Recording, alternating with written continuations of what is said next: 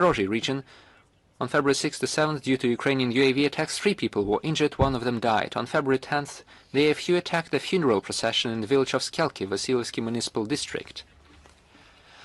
As a result of the attack, the rector of the local Assumption Church, Father Sergei Klyakin, died, and 6 other people received shrapnel wounds of varying severity.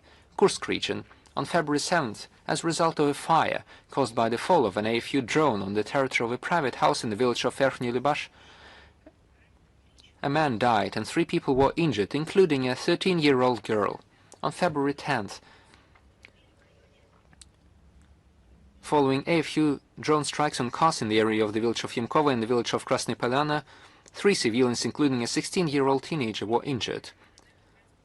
The Lugansk People's Republic. On February 3rd, a young woman and a young man were killed by a Ukrainian drone attack on a minibus near the village of Novokrasnyanka, and on February 5th, as a result of a UAV strike on an apartment building in the city of Rovenki, a family of 5 people was injured, including children aged 5 months, 3 and 7 years. Rostov region. On February 5th, a civilian was injured in the city of Bataysk due to falling debris from a downed AFU drone. Kherson region. On February 3rd, as a result of artillery shelling by the AFU of a crowded place near shops and a multifunctional center in the city of Novaya Kakhovka, 3 civilians were killed and several people were injured. On February 5th to 8th, 12 people, mostly elderly, suffered from the enemy shelling and drone attacks in the cities of Alyoshki, Kakhovka and Golye Pristyn, as well as on the road between the villages of Male Kakhovka and Tavriske. On February 10th, as a result of a deliberate attack by a Ukrainian UAV in the village of Velikaya Lepeticha, 2 girls aged 9 and 10 received multiple shrapnel wounds. What is their fault? What is their crime for which they were supposedly punished by the AFU? The crime was just playing outside on the street. A surviving resident of the city of Seversk in the DPR shared with the media heartbreaking evidence of crimes by the AFU, who killed all her relatives and numerous citizens. Her younger brother and other unarmed young men were shot by the neo-Banderites under the pretext of refusing to join them. On February 6th, in Moscow, you are aware of that, this was reported by the media and our law enforcers, an assassination attempt was made on Lieutenant General Vladimir Stepanovich Alexeyev, first deputy head of the main directorate of the General Staff of the Armed Forces of the Russian Federation,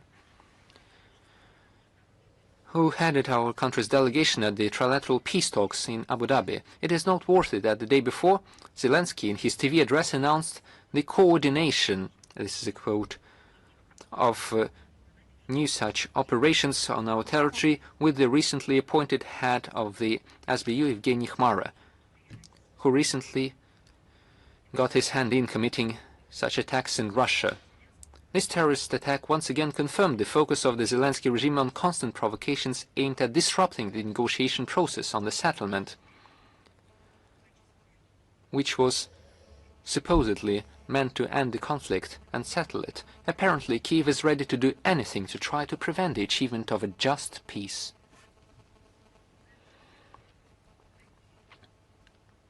But they will be punished in a fair and legal manner. Russian law enforcement agencies continue to bring Ukrainian criminals, their accomplices and foreign mercenaries to criminal responsibility. The investigative committee identified a few UAV operators, Andrei Tsit and Sergei Zenich, who committed terrorist attacks using drones on August 2nd and October 30th, 2025 in the village of Kruglye Polyana and the village of Gudovka, Bryansk region, as a result of which 2 people were injured, 1 of them died. Law enforcement agencies are taking measures to locate the criminals. Criminal cases have been initiated against a few militants, Vasily Ivanitsky and Anton Zaitsev, who carried out terrorist activities in the Kursk region in 2025 and were previously captured by Russian servicemen. The guilt of another Ukraine Nazi, Alexander Sechegov, in similar cases has been confirmed. Spanish mercenary Arobo Mordillo Alberto, who participated in hostilities as part of the AFU, was sentenced in absentia to 14 years in prison. He has been put on the international wanted list. Also, I would like to say that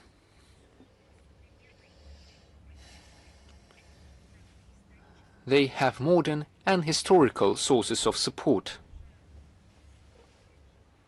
The AFU and the Kyiv regime are not just doing something similar to what had been committed by their new so-called heroes, Bandera, Shukhevich, and those to whom they pledged their allegiance.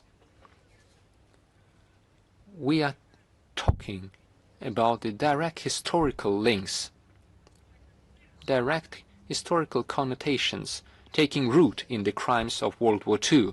83 years ago, on February 9, 1943, in the village of Porosle, first Rovno region of the Ukrainian SSR, Ukrainian banderites committed the first mass murder of peaceful Poles. 100 of cutthroats, under the command of Bandera's fellow villager, Perugnak, hacked 173 civilians to death with axes. This monstrous, inhumanly cruel, bloody crime marked the beginning of the further mass extermination of the Polish population throughout Volyn, which followed 5 months later and went down in history as the Volyn massacre, at the hands of Ukrainian collaborators, supported by the German Nazis since pre-war times. Ukrainians themselves, fellow villagers of Poles, Russians, Belarusians, Jews, and representatives of many other nationalities also died. Just like then, modern Ukro-Nazis have already repeatedly demonstrated their kinship with the banderites of the past, committing no less and often more cruel crimes against Russian and Ukrainian civilians with the complicity of foreign mercenaries and Western sponsors. The listed facts confirm the relevance of the tasks of denazification and demilitarization of Ukraine and the elimination of threats emanating from its territory. All these goals will definitely be achieved, as stated on numerous occasions by the Russian authorities. And now look at their back vocals, so to speak, a choir of those who provide them with financial, military, political and other types of support. Kaja Kallas, as an EU diplomat, stated that they were making their own lists of demands for Russia to settle the crisis in Ukraine, as she said. Neither Kallas nor von der Leyen nor their predecessors that they work with, none of them in Western Europe and none in NATO have ever seen or witnessed any of the terrorist attacks that I've been talking about. They turn a blind eye to all the terrorist attacks that we talk about, that our law enforcers and the victims and the witnesses are talking